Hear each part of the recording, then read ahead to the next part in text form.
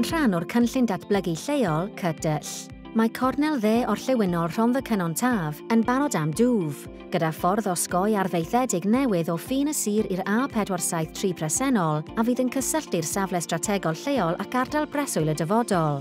Mae'r tagfeidd a'r materion diogelwch ar y ffyrdd yn Llanharan wedi bod yn broblem ers amser maith.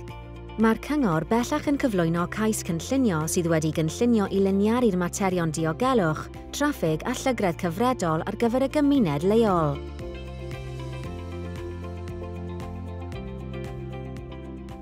Gan redeg o'r gorllewin, bydd yr aliniad newydd yn ffurfio cyswllt syth o ffin y sir i gylchfan Dragon Studios, gan gael gwared ar droad sydyn Cow Corner.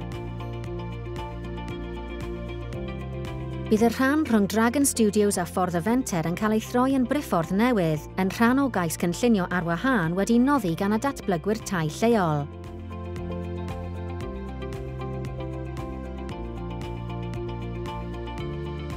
Bydd cylchdro newydd ffordd y fenter yn cyfeirio traffig tua'r gogledd i mewn i bentref Llanharan. Bydd y gangen i'r de yn mynd â defnyddwyr y ffordd ar hyd heol Llanhari wedi hadlunio, tra bydd y canghennau i'r gorllewin a'r dwyrain yn ffurfio'r ffordd osgoi newydd gan gynnig amseroedd teithio llai i Bencoed a Thonosguboriau.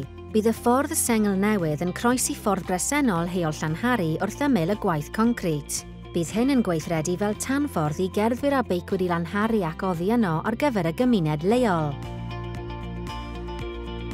Bydd gan y cynllun gyfanswm o 3 phwll gwanhau sydd wedi cynllunio i gydymffurfio ag arfer gorau dreinio canaliadwy a gwella ansawdd dŵr. Bydd y rhwydwaith dreinio yma yn casglu dŵr ffwr ffordd ac yn rheoleiddio cyfraddau gollwng dŵr i'r cyrsiau dŵr lleol gan leihau peryglon llifogydd. Bydd y ffordd hefyd yn mynd dros yr hen heol Llanhari bresennol gan gadw'r lôn rhwng y lloches anifeiliaid a'r gymuned leol yn ogystal â chynnal cysylltedd ar gyfer y bywyd gwyllt lleol. Mae'r briffordd yna'n cysylltu ar gyffordd gyda'r A473 bresennol gan groesi'r brif reilffordd rhwng Llundain ac Abertawe cyn cyrraedd y gylchfan tair cangen wrth ymyl tir Tŷ Llanharan. Bydd y troad gorllewinol yn darparu mynediad uniongyrchol i Lanharan heibio'r orsaf betrol, gyda phrif lif y traffig yn rhedeg i'r dwyrain tuag at Thonosguboriau a Thu Hwnt. Bydd llwybr cerdded beicio yn cael ei adeiladu gan groesi'r ffordd wrth yr orsaf betrol ac yn rhedeg ar hyd ffin ogleddol y cynllun. Mae hyn yn rhan o'r llwybr teithio llesol o Thonosguboriau i Bencoed. Bydd sgriniau helaeth ar waith i'r gogledd o'r ffordd osgoi i leihau llygredd sŵn a lleihau effaith weledol y llwybr newydd. Bydd hyn yn cael ei hategu gan blannu naturiol a fydd yn gwella cynaliadwyedd y cynllun.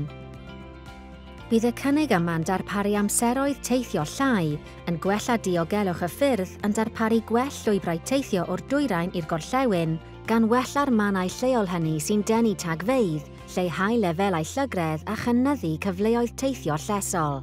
Trwy weithio'n agos gyda Chyfoeth Naturiol Cymru a Cadw, cafodd ei gynllunio i leihau'r effaith ar yr amgylchedd a lleihau perygl llifogydd.